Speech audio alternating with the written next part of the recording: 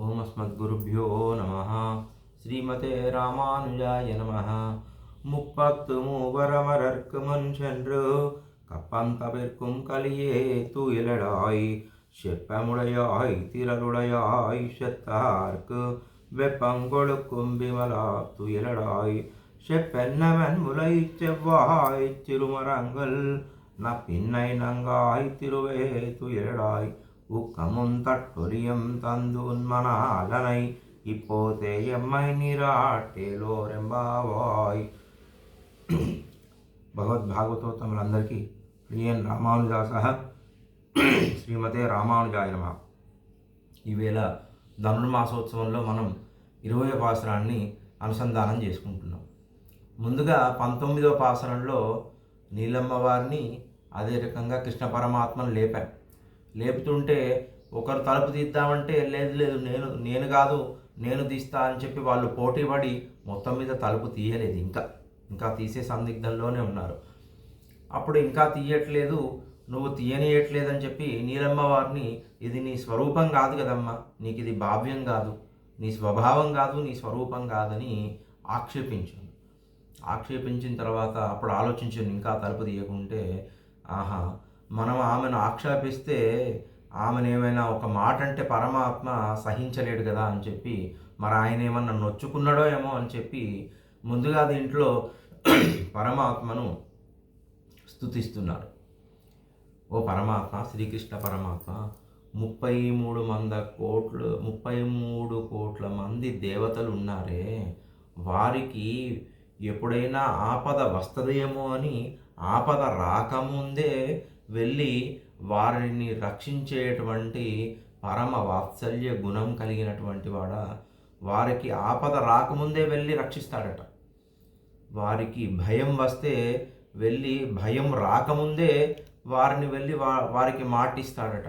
అటువంటి ఓ బలశాలి ఆర్జవము కలిగినటువంటి వాడ, రక్షణ సామర్థ్యము కలిగినటువంటి వాడ ఓ శ్రీకృష్ణ పరమాత్మ ఇక లేవయ్యా అని చెప్పి ముందుగా కృష్ణ పరమాత్మను లేపుతున్నారు.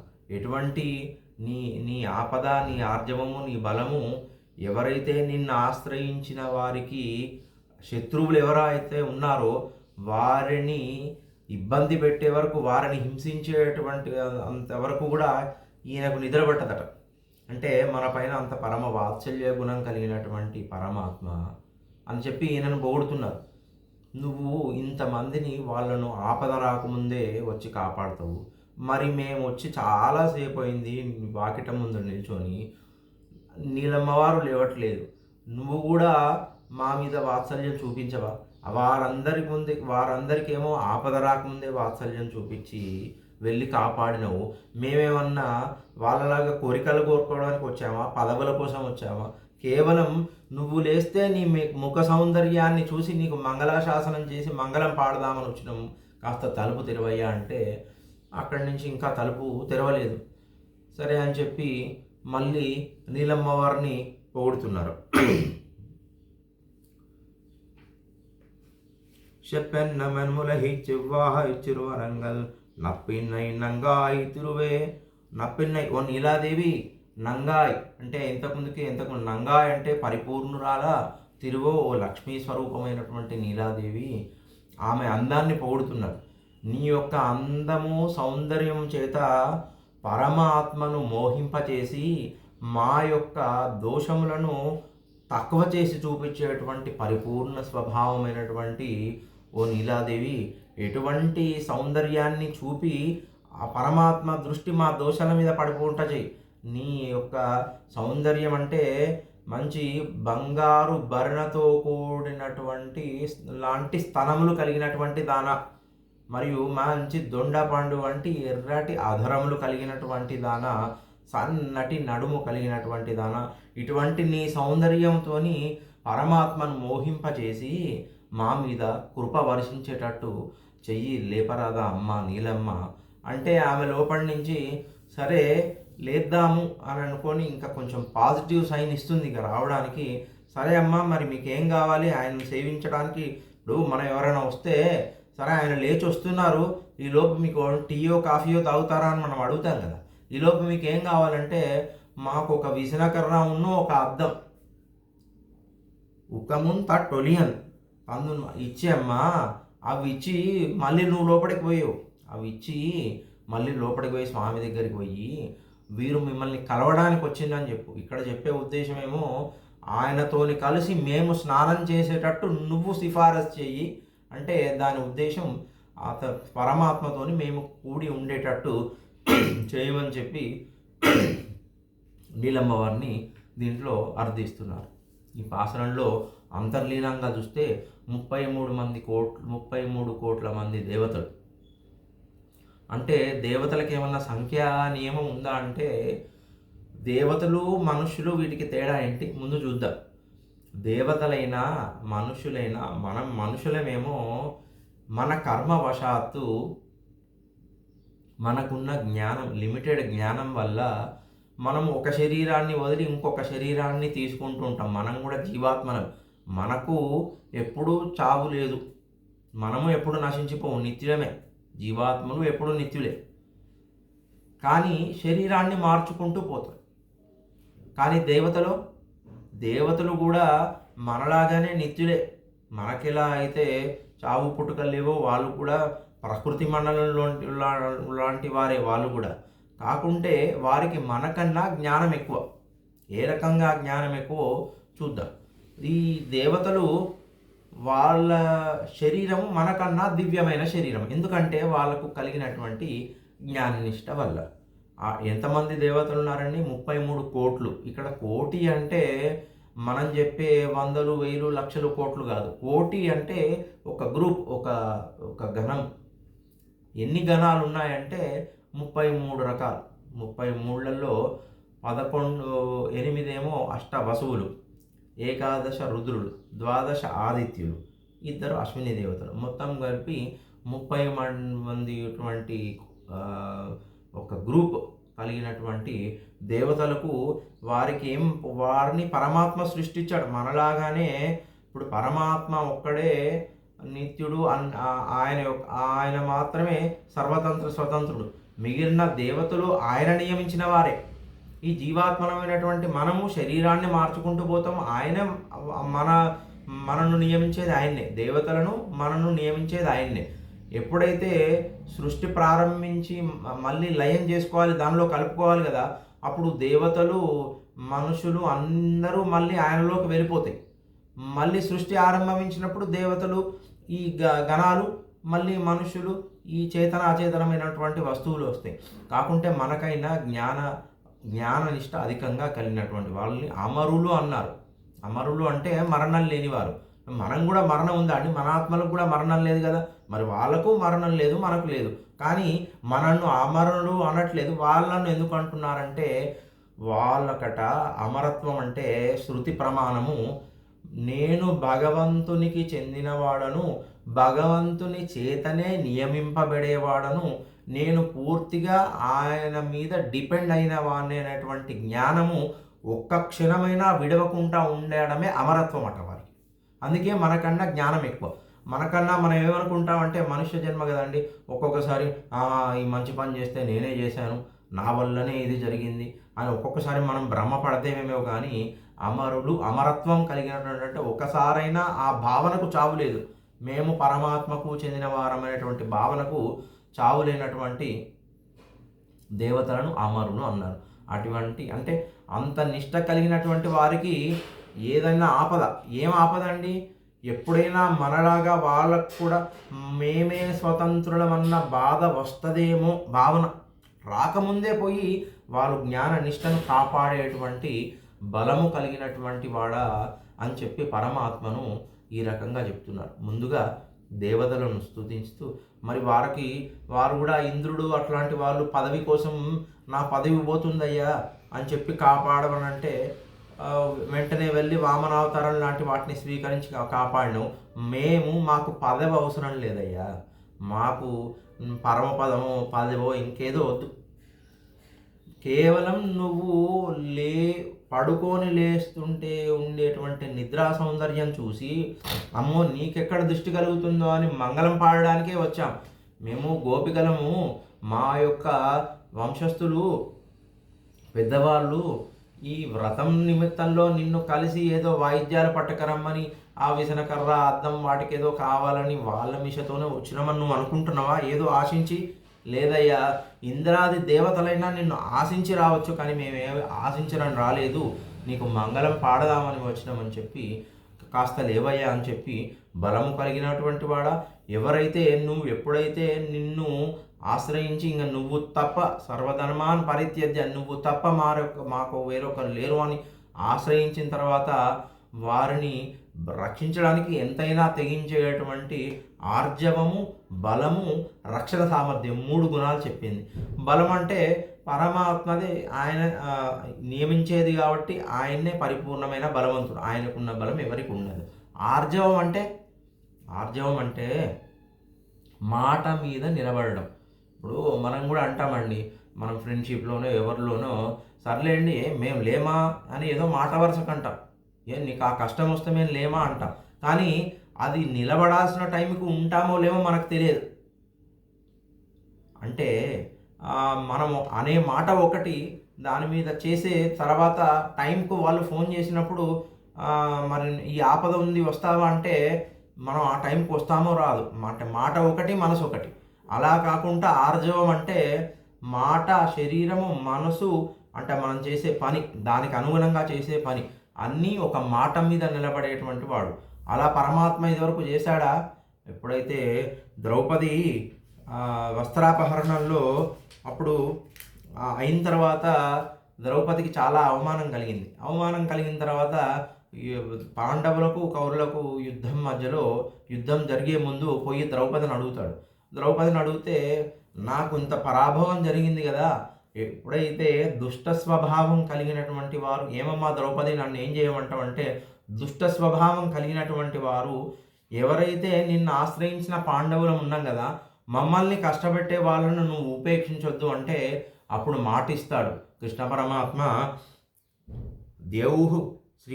దేవు పతేత్ పృథివీ శీర్యేత్ హిమవాన్ శకలీవా భవేత్ శుష్యేత్ తోయనిధి కృష్ణే నమే మోఘం నచో భవేత్. అంటే ఆకాశము మిన్ను వరిగి కింద పడని, భూమి అంతా బద్దలైపోని గాక, హిమవంతుడు అంటే హిమాలయాలన్నీ కరిగి నీటి మట్టం అంతా అంత ఎత్తువి మొత్తం దిగిపోని గాక, నదులు కాదు సముద్రాలన్నీ ఎండిపోయినా ఎండిపోవచ్చును గాక. అంటే ఇవన్నీ జరుగుతాయా అండి? భూమి బద్దలవుతుందా ఒకటేసారి? ఆకాశం కింద పడుతుందా? హిమాలయాలు మొత్తం వెంటనే కరిగిపోతాయా? అవన్నీ జరగవు కదా. ఒకవేళ అవి జరిగినా జరగవచ్చేమో కానీ నేను ఆడిన మాట తప్పను, మాట మీదనే నిలబడతాను అనేటువంటిది ఆర్జవం. అటువంటి ఆర్జవ గుణం కలిగినటువంటి వాడా, బలం కలిగినటువంటి వాడా అని చెప్పి రక్షణ సామర్థ్యం మనం ఇంతకుముందుకే రామావతారంలో కూడా చూసినామండి. ఏ రకంగా అంటే స్వామి రక్షిత జీవలోకస్య ధర్మస్య పరిరక్షిత, రక్షిత స్వస్య ధర్మస్య స్వజనస్య చ రక్షిత. ఆయన రక్షించేటువంటి సామర్థ్యము రక్షిత జీవలోకస్య, ఈ లోకాన్నంతా ఆయన సృష్టించినటువంటి లోకాలను రక్షించే సామర్థ్యం కలిగినటువంటి వాడు, ధర్మాన్ని పరిరక్షించేటువంటి వాడు, మరియు తన యొక్క ధర్మాన్ని కాపాడేటువంటి వాడు, ఈ తాను సృష్టించిన నియమాన్ని రక్షించేటువంటి వాడు. బలము, ఆర్జవము, రక్షణ సామర్థ్యం కలిగినటువంటి ఓ పరమాత్మ, లేచి మమ్మల్ని అనుగ్రహించి, లేవయ్యా నువ్వు లేచి మాకు తలుపు దిగి నీ నిద్రా సౌందర్యాన్ని చూస్తామని చెప్తే అప్పుడు కృష్ణ పరమాత్మ సర్లే, వాళ్ళు పాపం అర్థించిన దాంట్లో వాళ్ళు ఏమైనా కోరికలు కోరి రాలేదు, రాజ్యాలు కోరి రాలేదు, సంపదలు కోరి రాలేదు, కేవలం నన్ను చూస్తే నా యొక్క సంబంధం వల్ల సంతోషించాలని వచ్చారు అని చెప్పి వెంటనే సరే నేనంతటా నేను పోయే బదులు మరి నేను పోతే పాపం నీలమ్మ తీయట్లేదా, ఆమె ఇంత సోమరే అని చెప్పి ఆమెను వీళ్ళు తప్పుగా అర్థం చేసుకునే ప్రమాదం ఉందని చెప్పి ఆయన ఇంకా మాట్లాడకుండా ఈ అమ్మవారు ఏమన్నా పోతుందేమో అన్నట్టు ఇంకా ఆమెకు అనుజ్ఞనిచ్చే సన్నివేశం వస్తుంది. అప్పుడు ఇంకా ఎంతకు లేపకపోయేసరికి అమ్మవారిని పొగుడుతున్నారు. అమ్మవారి సౌందర్యాన్ని పొగడడంలో ఉద్దేశము, మనం కూడా ఇంట్లో చూస్తే అండి కొన్ని చిలిపి సన్నివేశాలే అయినా మన ఇంట్లో పిల్లలు ఉంటారండి. పిల్లలకు ఏదో కావాలి, ఏదో సినిమాకి వెళ్ళాలి. ఏదో సినిమాకి వెళ్ళాలంటే తండ్రిని అడుగుదామంటే భయం. తల్లిని అడుగుతారు, అమ్మ నాన్న వస్తే సినిమాకి వెళ్దామని చెప్పు. మేము అడిగితే కోప్పడతాడేమో, నువ్వు అడిగి చెప్పు అంటే, సర్లే చెప్తాను లేరా అంటది. అప్పుడు పిల్లలు, అట్లా కాదు, నువ్వు అడగంగానే ఒప్పుకునేటట్టు చేయి. నాన్నకు అదేదో ఇష్టం కదా, అదేదో స్వీట్ ఇష్టం కదా, అది పెడితే నాన్న ఫస్ట్ ఆయనను ముందు మచ్చిగా చేసుకుందాం, ముందు ఆయనకు కావాల్సింది పెట్టి నువ్వు ఆయనకి ఏది ఇష్టమో నువ్వు అట్లా ఉండమ్మా, అట్లుంటే వెంటనే ఒప్పుకుంటాడు, మనం సినిమాకి వెళ్ళొచ్చు అని మన పిల్లలు అంటారు కదా. అదే రకంగా ఈ పిల్లలు చెప్తున్నారు అమ్మవారిని, అమ్మ నువ్వు సౌందర్యంతో పరమాత్మను ఎలా ఉండాలట సౌందర్యం అంటే, ఆమె యొక్క స్తనములు, ఆ స్తనములు బంగారు ఒక భరిణలాగా, ఒక మూత పెట్టినటువంటి భరిణె. అంటే మనం భరిణె ఓపెన్ చేస్తే లోపల ఏదో ఉంగురమే ఏదో ఒకటి ఉంటుంది కదండి, ఉంగురమో మాణిక్యమో ఉంటుంది, అటువంటి భరిణె, కుంకుమ భరిణె లాంటిది. అంటే ఆ భరిణెలో ఉన్నటువంటి మాణిక్యం ఎవరండి? పరమాత్మ. అంటే అంతమైనటువంటి ఆ భరిణెలో పరమాత్మ ఉంది కదా, ఆయన దర్శనం మాకు ఓసంగం అని చెప్పడం. అదే రకంగా ఎర్రటి దొండపండు వంటి పెదవులు కలిగినటువంటి దాన. దీంట్లో ఎంత రహస్యార్థం ఉందంటే, మనం ఒక దీపం ఉందండి, ఒక దీపాన్ని తర్వాత వెలిగించిన దీపం ఒకటి ఉంది, ఒక 5-6 వెలిగించని దీపం ఉంది. ఇప్పుడు ఈ వెలిగించని దీపాన్ని ఈ వెలిగించిన దీపం దగ్గరికి తీసుకొచ్చి కాంటాక్ట్ చేస్తే ఈ దీపం వల్ల ఆ దీపం వెలుగుతుంది కదా. అందుకనే పెదవులు అంత ఎర్రగా ఉండడం అని చెప్పడం అంటే జ్ఞానం. నీ యొక్క జ్ఞానం పరమాత్మ అనేటువంటి జ్ఞానస్వరూపాన్ని దగ్గరికి వెళ్ళి నువ్వు ఫస్ట్ జ్ఞానవంతులు అంటే నువ్వు నిష్ఠాపరురాలు ఉండి నువ్వు నిత్య సంబంధురాలు అయిన తర్వాత నీ దీపం నుంచి మేము మళ్ళీ ఇది చైన్ ప్రాసెస్. ఆ రకంగా అంత అంతర్లీనంగా అధరాలను గురించి చెప్పిండు, పెదవుల గురించి. తర్వాత సన్నటి నడుము అనేటువంటిది వైరాగ్య సూచకంగా, అంటే ఆయనను ఎప్పుడూ పొందాలనేటువంటి సంశ్లేషణలో చిక్కిపోయి ఉన్నటువంటి నడుము కలిగినటువంటి దానం. అంటే ఇంత సౌందర్యంతో ఆయనను మెప్పించి ఆయన దృష్టి మా మీద పడేటట్టు చెయ్యమని చెప్పి వీళ్ళందరూ అడుగుతున్నారు. అడిగిన తర్వాత సరే ఆమె లేచి ఏమర్రా, ఆయన కొంచెం ఇప్పుడే లేచాడు, బ్రషింగ్ చేస్తున్నాడు, ఈలోపు మీకేం కావాలి అంటే, సరే అమ్మ మాకు ఒక విసనకర్ర అద్దం అంటే వీరి వ్రతానికి కావలసిన పరికరాలు అనుకున్న లౌకికంగా. కానీ విసనకర్ర యొక్క ఉద్దేశం ఎందుకు అడుగుతుంది, మీరు ఏం కోరనాలని వచ్చారే, ఇంతకుముందు నేను చెప్తుంటే విన్నా, 33 కోట్ల మంది దేవతలు అంటే వాళ్ళు అవసరానికి వచ్చారు, మాకు ఏ అవసరం లేదు నాయనా, నేను చూసిపోదామని వచ్చాము, మళ్ళీ ఇప్పుడు టీ కాఫీ అనగానే విసనకర్ర అద్దం అడుగుతున్నారు ఎందుకమ్మా అని చెప్పి, ఇంతకుముందుకేమో అట్లా అన్నారు, మళ్ళీ ఇప్పుడేమో విసనకర్ర అంటున్నారు, ఏంటి సంగతి అని అడుగుతుంది బయట పిల్లల్ని, గోపికల్ని. అమ్మవారు నీలమ్మవారు అడిగితే, అమ్మ మేము కృష్ణ పరమాత్మను లోపట తలుచుకోవడం వల్ల వేడి పుట్టి ఆ వేడిలో చెమటలు పుట్టినాయట. ఆ చెమటలను విసురుకోవడానికి అమ్మ విసనకర్ర స్వరూపం. విసనకర్ర అంటే నమః, ఒక దిక్కు నా, ఒక దిక్కు మహ, ఇటు 2 దిక్కులు విరుస్తుంటాం కదండి, ఇటు అటు. నా మహ అంటే అహంకారము మమకారము, నాది నేను నాది అనేటువంటి ఆ చెమట బయటకు వచ్చిందట. ఆ చెమట బయటకు వస్తే నేను నాది అనేది ఈ శరీరం నుంచి విసిరేయడం కోసం అని విసనకర్ర అమ్మ, అంతేగాని మాకేదో ఈ శరీరాన్ని సుఖపెట్టడం కోసం విసనకర్ర కాదు, ఆ పైన నేను నాది అనేదాన్ని తోలేయడానికి. మరి అద్దం ఎందుకమ్మా అంటే, మనం లేవగానే మనం ముఖం చూసుకుంటామండి, ముఖం చూసుకొని మనం 5 సంవత్సరాలప్పుడు చూసుకున్నాం, ముఖం ఓకే బాగానే ఉంది. 25 సంవత్సరాలు మంచి యవ్వనంలో చూసాం, ఓహో అందమైన సౌందర్యమైనటువంటి ముఖం. మరి 40 సంవత్సరాలకు చూసుకున్నప్పుడు 60, 70, 90 సంవత్సరాలకు ఇదే సౌందర్యం ఉంటుందా అంటే అర్థమవుతుంది, ఈ శరీరం పుట్టాము, పెరుగుతుంది, రోజు శీర్యతే అనేనైతి శరీర, నశించేటువంటి స్వభావం కలిగిందే రోజు శరీరం. ఈ శరీరాన్ని చూసుకొని ఇప్పుడు పుట్టింది మళ్ళీ వాడిపోయేటువంటి శరీరం, నేను చిన్నప్పుడు ఉన్నట్టున్నా లేను కదా అంటే, ఈ శరీరం అనేటువంటిది ఈ వదిలేసిపోవాలి మనం, శాశ్వతమైనది కాదు. దీంట్లో శాశ్వతమైనది ఎవరు? పరమాత్మతో నిండిన ఆత్మ ఉన్నది. ఇటువంటి ఈ శరీరం మనది కాదు, లోపల ఉన్న ఆత్మనే శాశ్వతము, అది ఎప్పుడూ పరమాత్మను చేరి ఉండాలి అని చెప్పేటువంటి జీవాత్మ స్వరూపాన్ని నిరూపించడం కోసం అద్దం. అద్దం చూస్తే ఓకే రవై ఇవాళ ఈ అందం ఉన్నదని మురిసిపోకు, ఇది ఒక రోజు నశించేదే, నశించనిది లోపల ఒకటి ఉంది, దానికోసం తాపత్రయపడు అని చెప్పడానికే అద్దం ఇయ్యమమ్మా అని చెప్పిన తర్వాత ఇవన్నీ బాగానే ఉంది కదండి, మరి మీ ఆయనతో కలిసి మేము స్నానం ఆడేటట్టు చేయాలి అంటే ఎవరైనా ఊరుకుంటారండి? అమ్మ లేచి మీ ఆయనతో మేము స్నానం చేయడం ఏంటి అంటే, దీంట్లో అంతర్లీనంగా పతిం విశ్వస్య ఆత్మేశ్వరం, పరమాత్మ మన ఆయనకు అమ్మవారికి పరమాత్మనే, ఆయన నాదుడు, మనకు నాదుడు ఆయన్నే, అందరికీ పతి ఆయన్నే కదా. పోనీ లక్ష్మమ్మ వారిని మనం చూస్తే ఇప్పుడు ప్రకృతి పరమాత్మ ఒక్కడే అండి, ఆయన సృష్టించినటువంటి ప్రకృతి, దాన్నే ప్రకృతి మండలం అంటారు, దాంట్లోనివే జీవాత్మలు, తర్వాత అచేతనమైనటువంటి వస్తువులు. మరి లక్ష్మీ అమ్మవారు కూడా ఒక జీవాత్మనేనా అంటే ఆమె కూడా ఒక జీవాత్మనేనట. ఇది మనం చెప్పుకోవడం కాదు, మన పూర్వాచార్యులు చెప్పడం. ఆమె కూడా ప్రపన్నురాలే, తర్వాత మళ్ళీ పరమాత్మలో లయమయ్యేది.